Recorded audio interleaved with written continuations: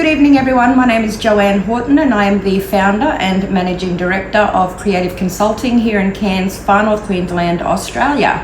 And I say Australia because this video is going to go viral just like the last one. So thank you everyone for sharing. We need to get the word out that the government are doing the wrong thing and they will be held accountable.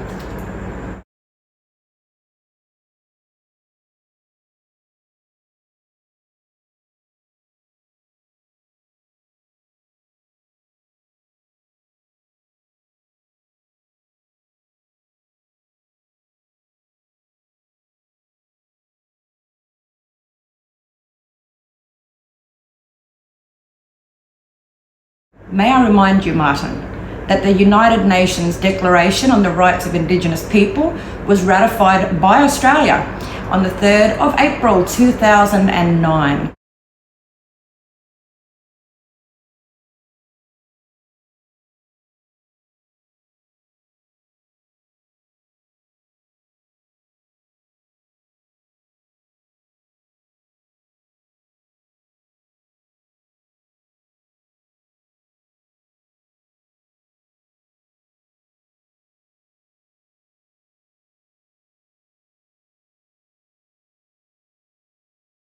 So, Sharon Miles.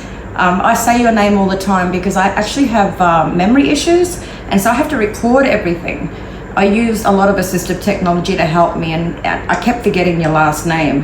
And so around the office, every time I would mention your name, Sharon Miles, because it helps me to remember. So I just wanted to say, Sharon Miles, you messed with the wrong black ducky. I want to introduce you to my beautiful auntie, Auntie Michelle Singleton. She's a proud elder of the Irukandji people of Cairns.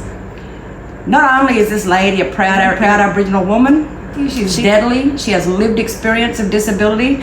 And when you chose to steal therapies from this child, you actually chose to call the wrong support coordinator, because this support coordinator is dealing with a very similar circumstance in her own home environment.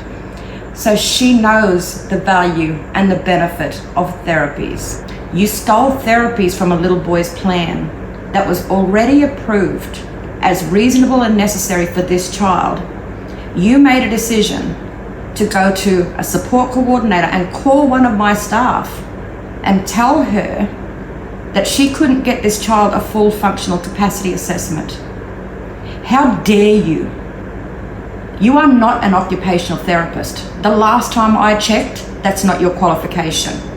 So I'd be interested to know, have you, Australian government, employed Sharon Miles as an occupational therapist and didn't tell us? I'd like to explain to you why I'm saying that Sharon is stealing and why I'm so forceful with my use of that particular word. Read the email that's in front of you right now that talks about Sharon requesting one of my staff to cancel the full functional capacity assessment of this child that you're looking at. It says, also, 2 other questions. Now, my interpretation of her statement, we would not require a functional capacity assessment unless there were changes to that child's functional capacity and his funding was no longer suitable.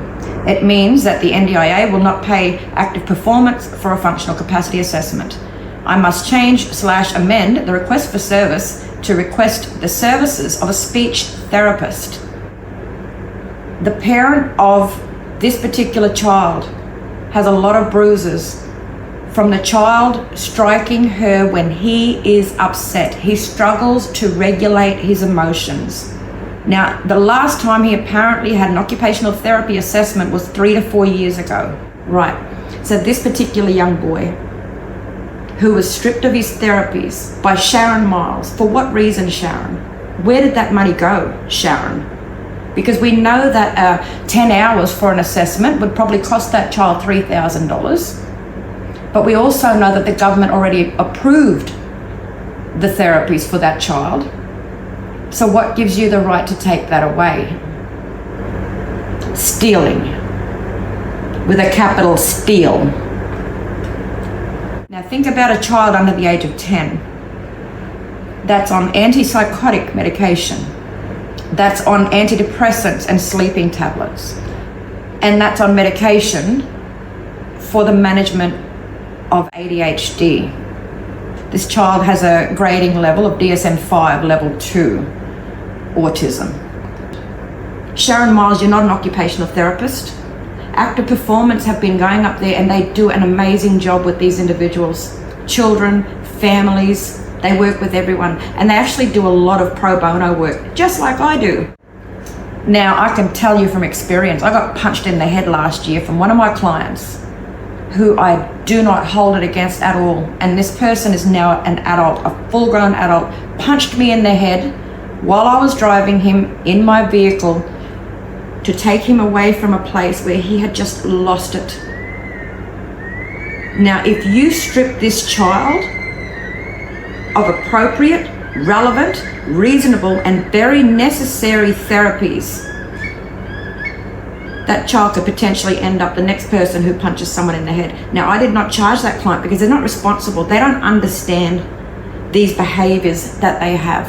And this is the reason why an OT assessment is so important. Okay, I'd like to take you now through a document called Principles to Determine the Responsibilities of the NDIS and Other Service Systems. So this one I'm going to read because it's really, really good. All governments have agreed that our vision is for an inclusive Australian society that enables people with disability to fulfil their potential as equal citizens. To achieve this vision, all Australian governments, non-government organisations, business and the wider community have a role to play. The interactions of the NDIS with other service systems will reinforce the obligations of the other service delivery systems to improve the lives of people with disability, in line with the National Disability Strategy. Governments agree that the principles outlined in this document will be used funding and delivery responsibilities of the NDIS in achieving this vision. The NDIS launch sites provide governments with an opportunity to review interactions between the NDIS and other service systems and consider any lessons arising out of a launch. You really fail at that, by the way, especially in the mental health space. Psychosocial disability, you guys suck. These applied principles and arrangements needed to operationalise them have been reviewed through the process set out in Part 8 of the Intergovernmental Agreement for the NDIS launch. Okay, there's another document I haven't read.